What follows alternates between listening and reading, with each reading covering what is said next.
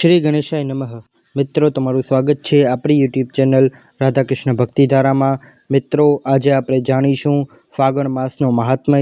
ફાગણ માસમાં શું કરવું, શું ન કરવું, ફાગણ માસમાં કયા દેવતાની પૂજા કરવી, ફાગણ માસમાં આવતા તહેવારો વિશે જાણીશું.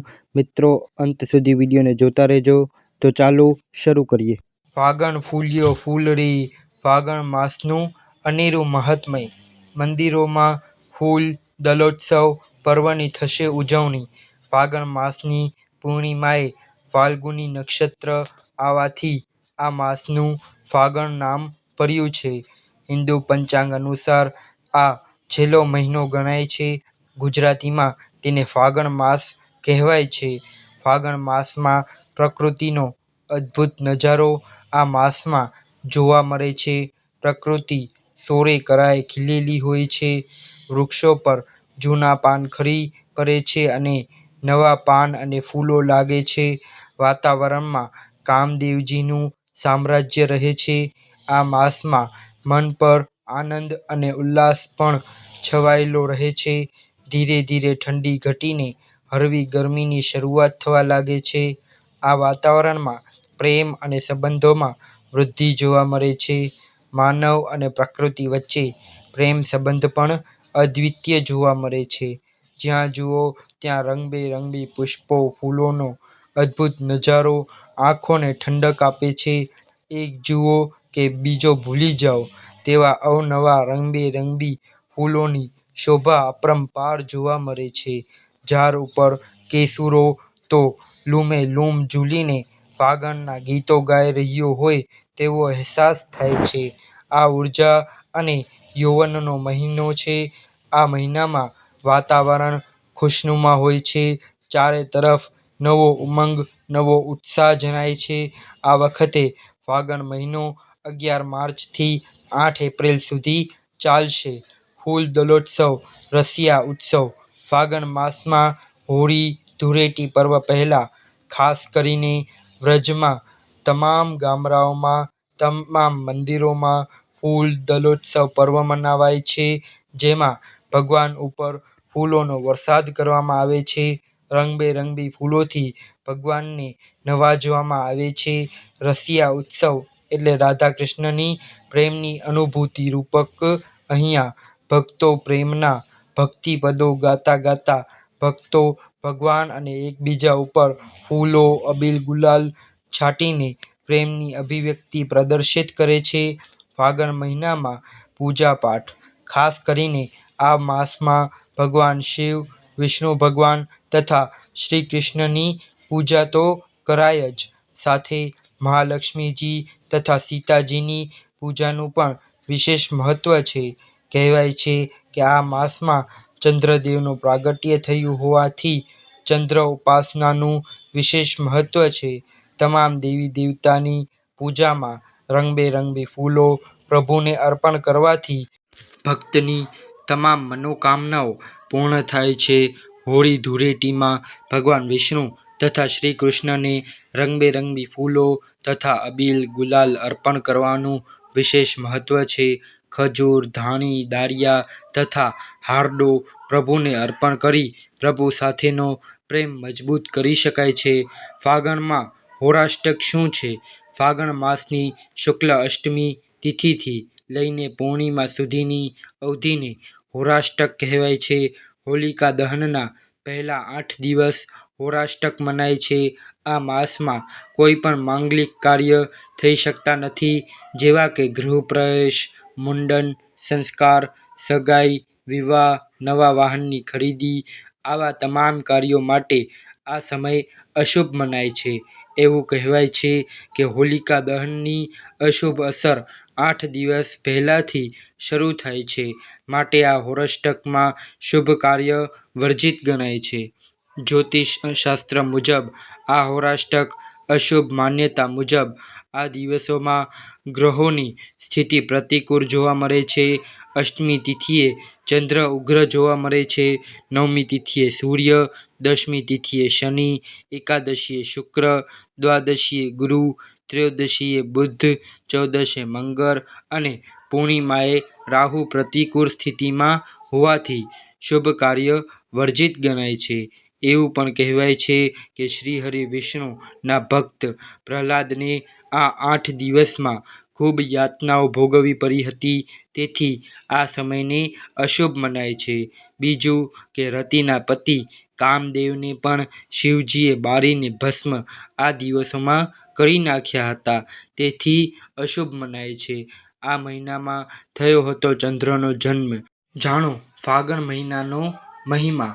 આ મહિનામાં ચંદ્રદેવની સાથે સાથે ભગવાન શિવ, ભગવાન શ્રી કૃષ્ણની ઉપાસના વિશેષ ફળ આપે છે. આ મહિના પછી હિન્દુ નવું વર્ષ શરૂ થાય છે. આ મહિનો વસંત ઋતુનો મહિના તરીકે પણ ઓળખાય છે. ફાગણ મહિનાની પૂર્ણિમા ફાગણ નક્ષત્રમાં હોવાના કારણે આ મહિનાનું નામ ફાગણ છે. આ મહિનો ઉત્સવની સાથે સાથે આધ્યાત્મિકતાનો માસ પણ કહેવાય છે. ફાગણ મહિનામાં ચંદ્રનો જન્મ પણ મનાવવામાં આવે છે. આ મહિને ચંદ્રદેવની પૂજા કરવાથી જીવનમાં સુખ, શાંતિ અને સમૃદ્ધિ આવે છે. જાનકી જયંતી અને સીતા અષ્ટમીનો તહેવાર પણ ફાગણ મહિનાના કૃષ્ણ પક્ષની અષ્ટમી પર ઉજવવામાં આવે છે. જેમને બાળકની ઈચ્છા હોય છે તેઓએ આ મહિને બાલકૃષ્ણની પૂજા કરવી જોઈએ. જેને સુખ, શાંતિ અને સમૃદ્ધિ જોઈએ તેઓએ રાધા કૃષ્ણની ઉપાસના કરવી જોઈએ. જ્ઞાનની ઈચ્છા રાખનારાઓએ યોગેશ્વર જગદગુરુ ભગવાન શ્રી કૃષ્ણની ઉપાસના કરવી જોઈએ. આ મહિનામાં ઠંડા પાણીથી સ્નાન કરવું જોઈએ. આ મહિનામાં ભગવાન કૃષ્ણની નિયમિત પૂજા કરવી જોઈએ. તેમને સુગંધિત ફૂલો અર્પણ કરવા જોઈએ. ફાગણ સંકષ્ટી ચતુર્થી દ્વિજપ્રિયાય સંકષ્ટી તરીકે પણ ઓળખવામાં આવે છે. આ દિવસે ભગવાન શ્રી ગણેશની પૂજા કરવામાં આવે છે. આ દિવસે ભગવાન વિષ્ણુની પૂજા કરવામાં આવે છે. ફાલ્ગુન શુક્લ પક્ષનો ભાગ ફુલેરા દ્વિજ તરીકે પણ ઓળખવામાં આવે છે. આ દિવસે રાધે શ્યામની પૂજા કરવામાં આવે છે. ફાગણ શુક્લ એકાદશીને આમલકી એકાદશી તરીકે પણ ઓળખવામાં આવે છે. આ દિવસે ભગવાન વિષ્ણુની પૂજા કરવામાં આવે છે અને તેનાથી સુખ, સમૃદ્ધિ અને મુક્તિની ઈચ્છા માટે કરવામાં આવે છે. ફાગણ પૂર્ણિમા પર હોળી અને ધૂળેટીનો તહેવાર ઉજવવામાં આવે છે. ફાગણ મહિનામાં શ્રી કૃષ્ણની આરાધના વિશેષ ફળદાયી છે. આ મહિનામાં બાળકૃષ્ણ, યંગ કૃષ્ણ અને ગુરુ કૃષ્ણની ત્રણેય સ્વરૂપોની પૂજા કરી શકાય છે. બાળકો માટે બાલકૃષ્ણની પૂજા કરો. પ્રેમ અને આનંદ માટે યુવાન કૃષ્ણની પૂજા કરો. જ્ઞાન અને ત્યાગ માટે ગુરુ કૃષ્ણની પૂજા કરો. ફાગણ મહિનામાં કઈ બાબતનું ધ્યાન રાખવું જોઈએ અને કઈ સાવચેતીઓ રાખવી જોઈએ તે જાણીએ. આ મહિનામાં ઠંડા અથવા સામાન્ય પાણીથી સ્નાન કરવાનો પ્રયાસ કરો. ખોરાકમાં અનાજનો ઉપયોગ ઓછો કરો. વધુ ફળો ખાઓ. વધુ રંગબેરંગી અને સુંદર કપડાં પહેરો. સુગંધનો ઉપયોગ કરો. ભગવાન કૃષ્ણની નિયમિત પૂજા કરો. પૂજામાં ફૂલોનો ભરપૂર ઉપયોગ કરો. આ મહિનામાં નશો અને માંસ મછલીનું સેવન ટાળો. ફાગણ મહિનામાં કયા વિશેષ પ્રયોગો કરવા જોઈએ? જો તમને ક્રોધ કે ચીડિયાપણાથી સમસ્યા હોય તો આખા મહિનામાં નિયમિત રીતે શ્રી કૃષ્ણને અબીલ ગુલાલ ચઢાવો. જો તમને માનસિક હતાશાની સમસ્યા હોય તો સુગંધી પાણીથી સ્નાન કરો અને ચંદનની સુગંધનો ઉપયોગ કરો.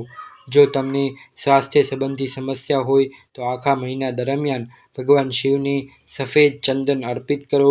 જો આર્થિક સમસ્યા હોય તો આખા મહિના દરમિયાન દેવી લક્ષ્મીને ગુલાબનું અત્તર અથવા ગુલાબ અર્પણ કરો.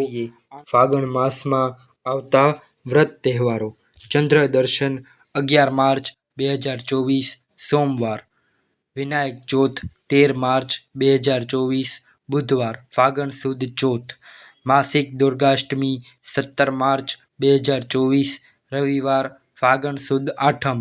આમલકી એકાદશી 20 માર્ચ 2024 બુધવાર ફાગણ સુદ 11.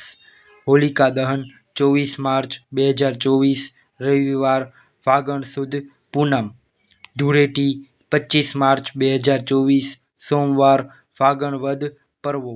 ચંદ્રગ્રહણ 25 માર્ચ 2024 ભાલચંદ્ર સંકષ્ટ ચતુર્થી 28 માર્ચ 2024 ગુરુવાર ફાગણ વદ ચોથ કાલાષ્ટમી 1 એપ્રિલ 2024 સોમવાર ફાગણ વદ આઠમ માસિક કૃષ્ણ જન્માષ્ટમી 1 એપ્રિલ 2024 સોમવાર ફાગણ વદ આઠમ પાપ મોચની એકાદશી 5 એપ્રિલ 2024 શુક્રવાર ફાગણ વદ 11 સોમવતી અમાસ સૂર્યગ્રહણ 8 એપ્રિલ 2024 સોમવાર ફાગણ વદ અમાસ। મિત્રો, તમને આ વિડીયો પસંદ આવ્યો હોય તો આ વિડીયોને લાઇક કરજો, શેર કરજો અને આપણી યુટ્યુબ ચેનલને સબસ્ક્રાઈબ કરી બેલ આઇકન દબાવજો। ધન્યવાદ। હર હર મહાદેવ।